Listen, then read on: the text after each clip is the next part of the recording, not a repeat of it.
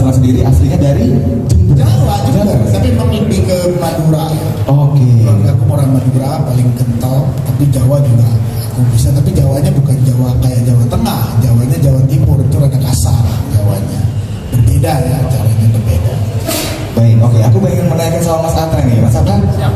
Sehat ya selalu ya. Semangat sekali nih kayaknya ya. Semangat. Wah, lagi ceria banget nih kayaknya. Lagi ceria. Soalnya mau anak 2 jadi harus semangat. Mau anak 2 jadi harus makin berkobar lagi. Waduh. Karena emang benar, istri anak itu penyemangat kita dalam berkarya. Kalau nggak ada tuh hidupnya lebih hampa lah, kita kayak masih ada mikir mainnya, ininya itu. Kalau kayak gini tuh kita lebih fokus jadi. Segera nih yang belum kawin nih.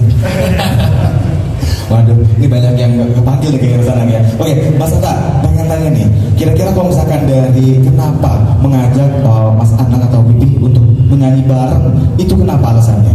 Jelas ya, saya punya mertua yang seorang penyanyi legend Indonesia. Kalau tadi Bibi bilang beruntung ada kayak aku juga beruntung punya mertua kayak Bibi gitu ya.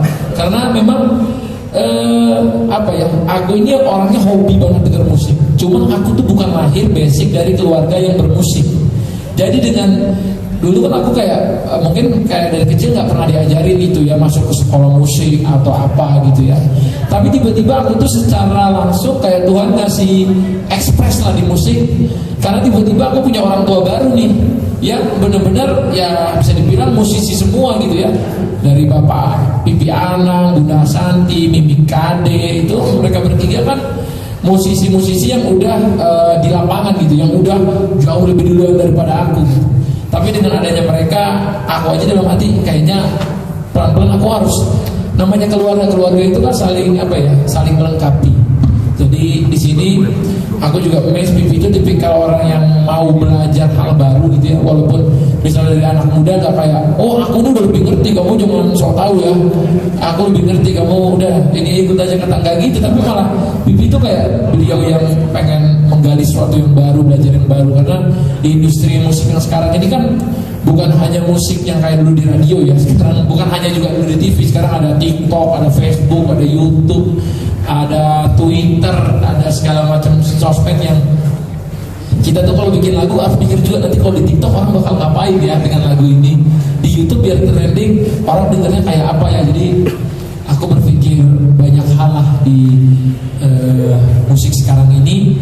Tapi kalau ditanya kenapa kepikir, selalu kepikir lah untuk collab sama Pipi, sama Bunda, sama Mimi, sama Arsi, sama Amora. Karena aku punya adik-adik yang punya talent gitu ya. Jadi ketika aku memang orang yang lebih suka nge-produce sesuatu musik, suka bikin musik gitu sama tim-timku di kantor, jadi punya semangat yang lebih. Ternyata penyanyi-penyanyinya ada di sekitarku nih gitu. Apalagi istriku itu dari awal sebelum nikah sampai habis nikah bisa dihitung tuh karir hampir semua lagunya Aura tuh aku ikut bisnisnya. Jadi seneng gitu. Aku punya istri juga penyanyi nih, ya namanya bapaknya penyanyi ya. Jadi anaknya ya itulah. Jadi kalau ditanya senengnya, jadi jawabannya panjang karena aku hidup di ekosistem yang sekarang semuanya itu suka musik, semuanya penyanyi, bahkan pelaku industri gitu. Luar biasa sekali ya. Wah, tepuk tangan dong Mas Ata dong ya. Jadi memang latar belakang dari memang keluarga musik semua ya. Wah, luar biasa sekali. Dan pastinya boleh sedikit nggak spill? Mungkin kita tahu di sini ada judulnya. Mungkin dari Mas sendiri bisa ngasih tahu judulnya dan artinya itu apa sih sebenarnya? Nggak semuanya mungkin orang Jawa di sini ya. Artinya itu mulyomu mulyoku. Ya, mulyomu mulyoku itu artinya adalah bahagiamu bahagiaku. Jadi lagu ini bergerak di dua pengalaman ya. Pengalaman hidup itu kan gini loh. Kalau laki-lakinya, ini laki-laki ya, hampir semua laki-laki 80% kalau ketemu aku punya pengalaman ditinggalin cewek. Iya, ini ditinggalin cewek dari dia sebelum nikah maupun setelah menikah.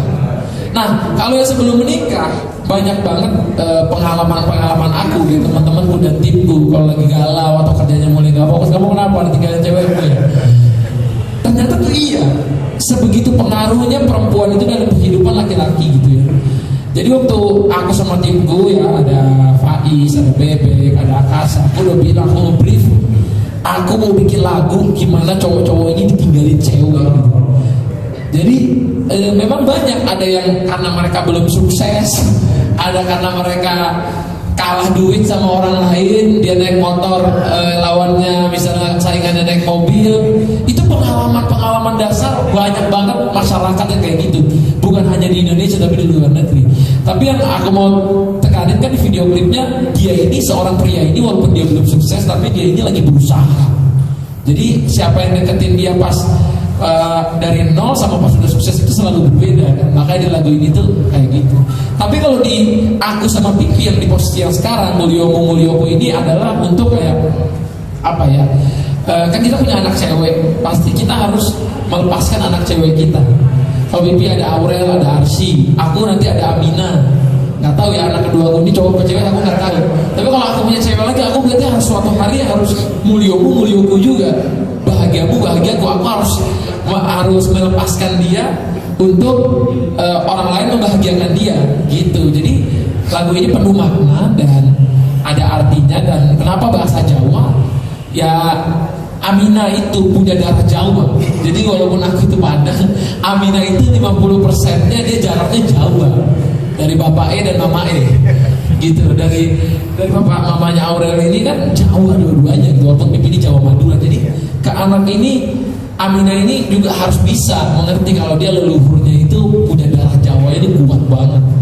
Jadi mungkin dengan ini, dengan aku kenapa selalu nyentuh lagu Jawa, karena aku punya istri orang Jawa, karena punya anak juga punya darah Jawa. Jadi pengen aja gitu berkarya dengan bahasa Jawa. Baik, justru berlatar belakang dari teman-teman sekitar yang mungkin pernah ditinggalkan ya. Betul. Bukan pengalaman pribadi juga ya. Pengalaman dulu. Oh, dulu. Jadi kalau mau nulis tuh kayak gampang. Oh gitu.